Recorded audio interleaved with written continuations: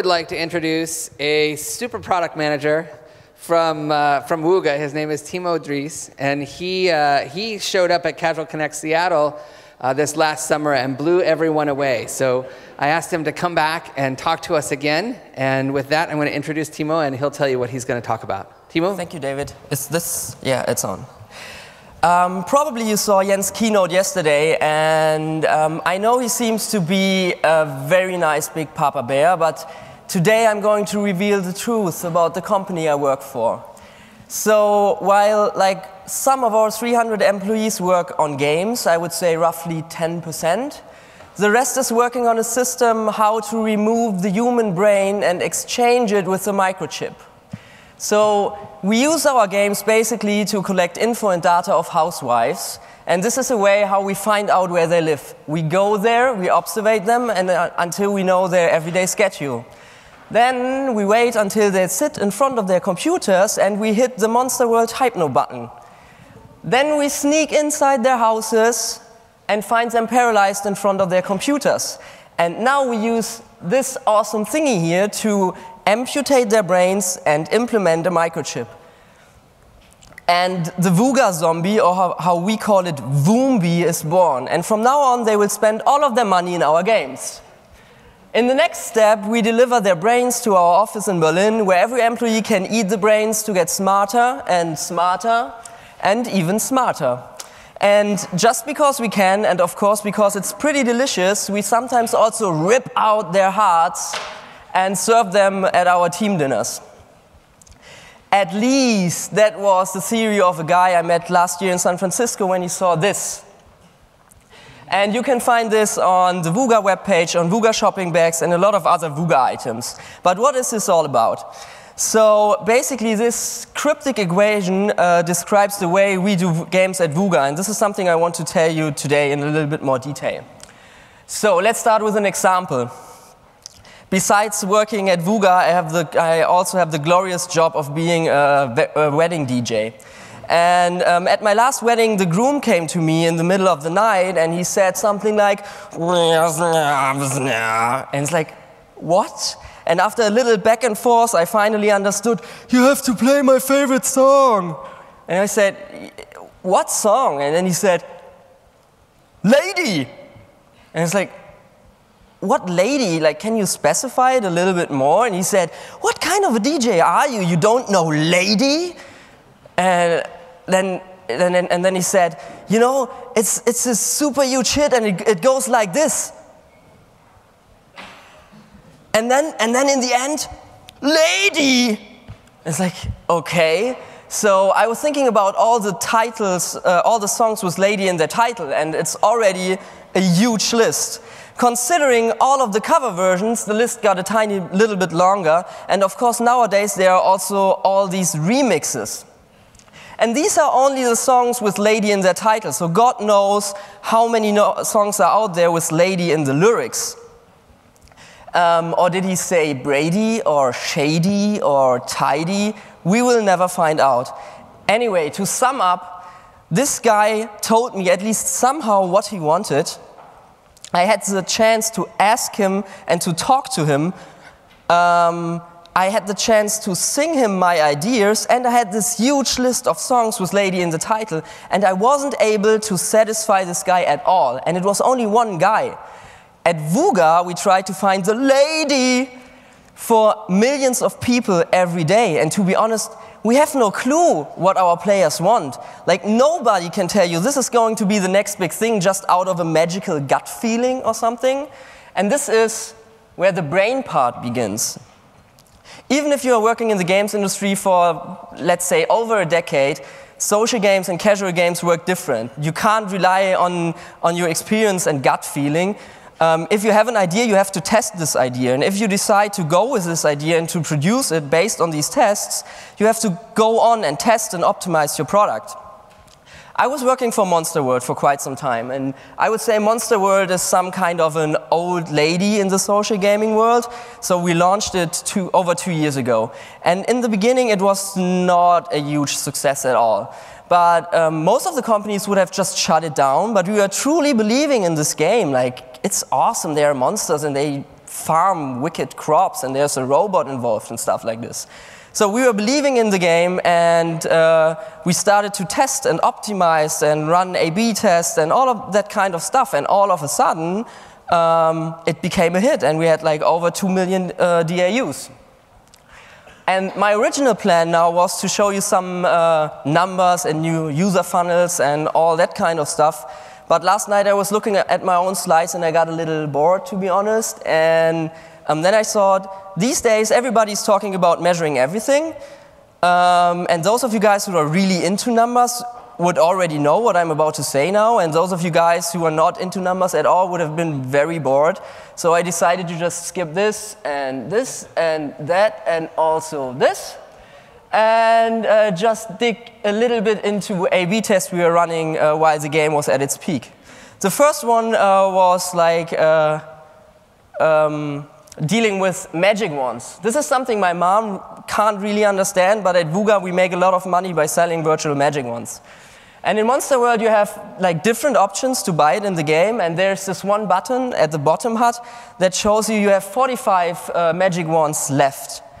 And when you run out of magic wands, this button turns into a direct link to the magic wand shop. And we were thinking, probably people also want to buy magic wands even if they still have some in stock. So we changed the design a little. For those of you who can't see it, we added this super small, tiny plus button there.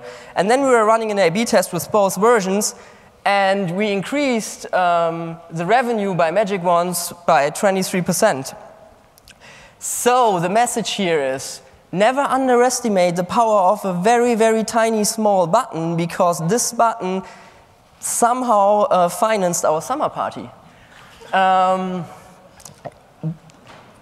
Yeah, the next test. So the next test was based on a very, very nice theory of one of our game analysts, because game analysts think different than lousy product managers.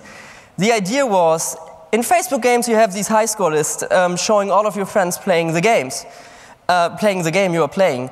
And of course, if you have a lot of friends, the chance is pretty high that they already started playing the games 2 years ago. So when you start the game, they are way ahead of you in the high score list, and it feels like, I can never get there, it's just not possible. And this is just super frustrating.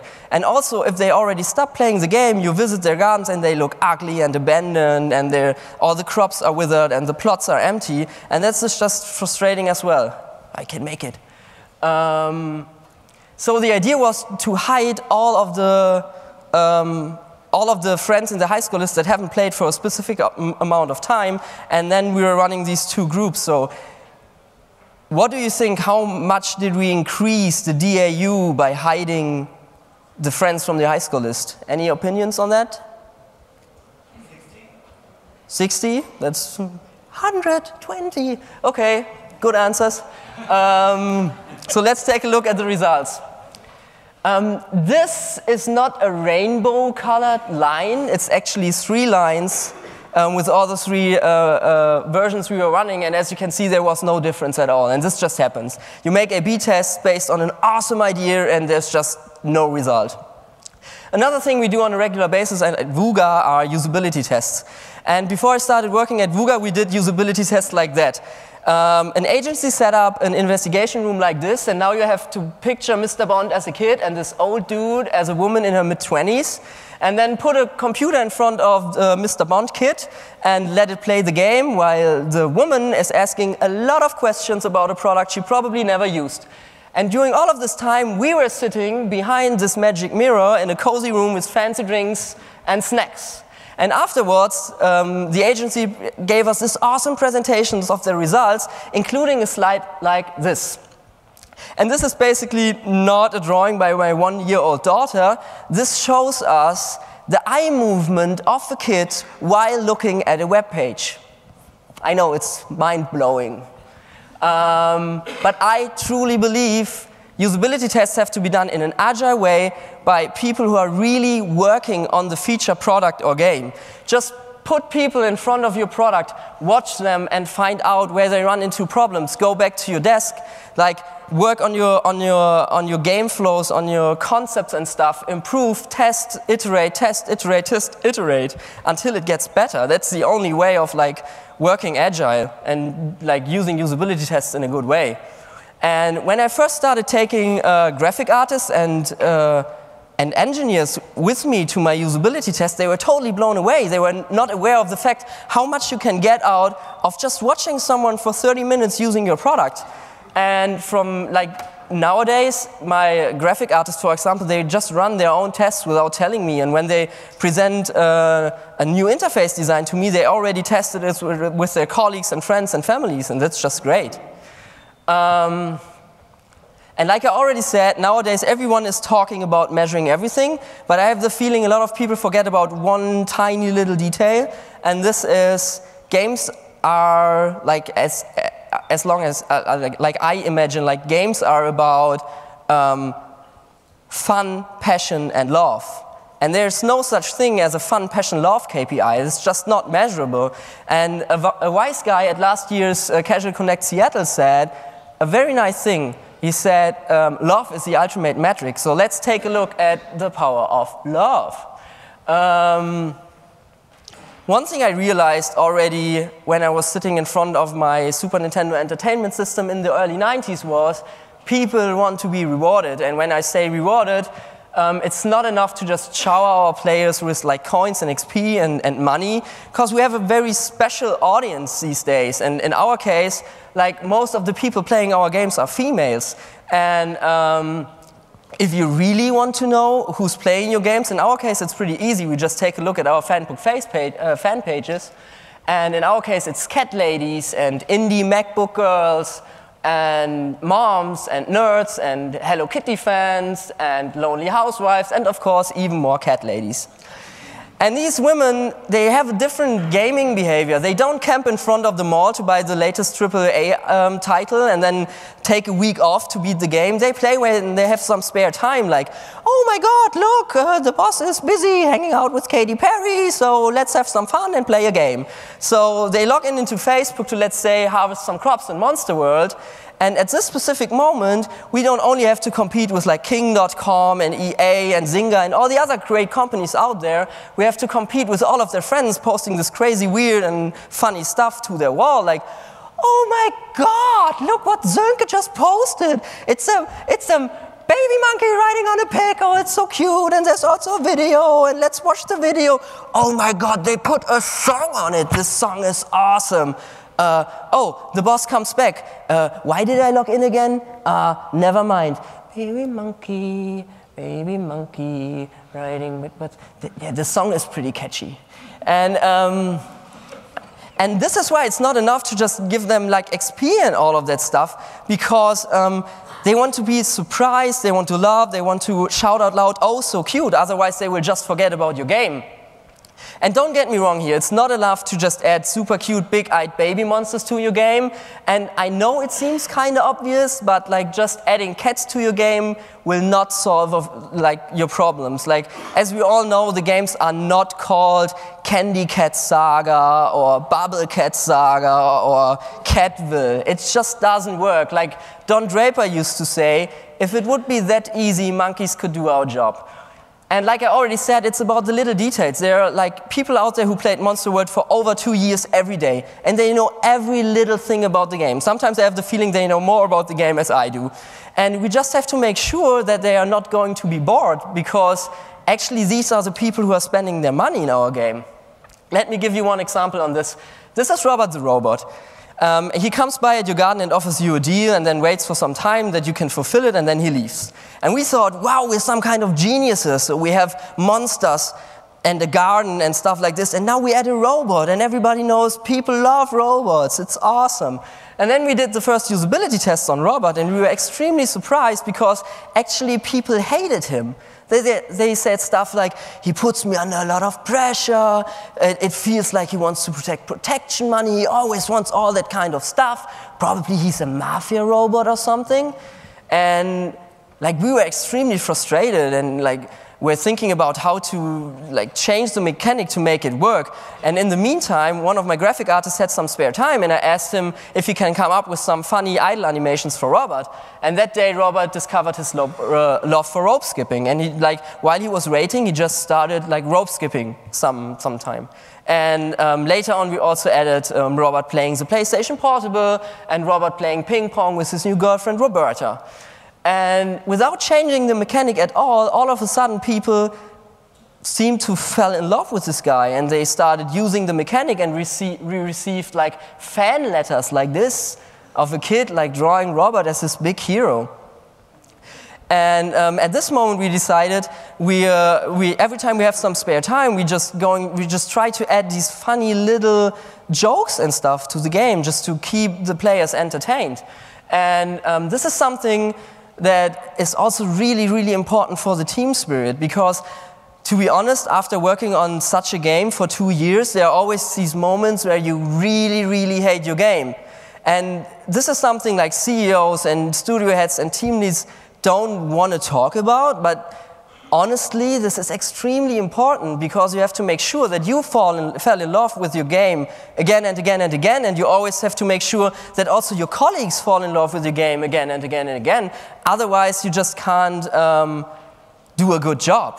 And another example for this was like my boss Stephanie sitting over there. One week she was extremely exhausted and stressed, and we thought we somehow have to cheer her up. She doesn't look healthy at all. So we stayed longer after work, and we added the animation of Robert flirting with Roberta. And the next day she came to work and she started playing Monster World like she does all the time in the morning, and all of a sudden there was this nice giggling sound out of her corner. And that was the moment where we realized the daily smiling Stephanie is back, and it just feels good. And this is something that is not only applicable for games, it's just like these details make every product better. For example, let's take Everplaces. I don't know if you guys know it, it's an app where you can just like tag your favorite restaurants and stuff like this, and then share it with your friends. So when you, after logging in, you have to wait for some time for the app to load, and most of the companies would just show a rotating circle or a clock or something. But they tell you in very big letters why you have to wait, you are awesome.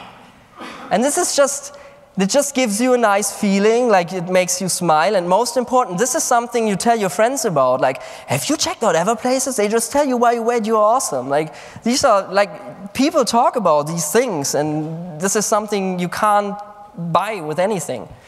Of course it is possible to create something only based on like metrics and tests and numbers, and then you probably end up with something like a football manager or something. And this is like, these games are working, but only for a niche. And it's also possible to just go into the direction of like love, passion, creativity. I have 0 minutes left, I can make it.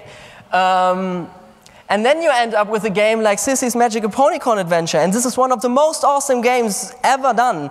But do they make money out of the game? No. And of course they don't have to like take care of a first user funnel, because you can beat the game in 5 minutes. So, but if you want to create something for a broad audience, you should never underestimate one of these two factors. Like, you need creativity, love, and passion, and the numbers and the metrics, and have to combine it to something that is convenient and fun to use for a broad audience. And to sum all of that stuff up I just said, I just say it needs heart and brain to create engaging games. If you have any questions, shoot now. Thank you, Timo.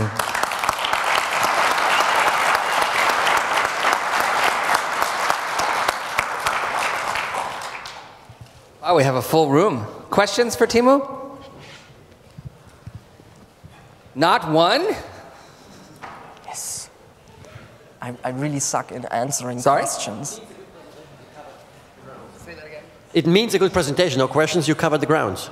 What? Well done. He says it was a good presentation, that's why there's no questions. Oh, thank you. That's my favorite question so far. Okay. Well, thank you then, Timo. Thank you very much for having me. Have a nice day.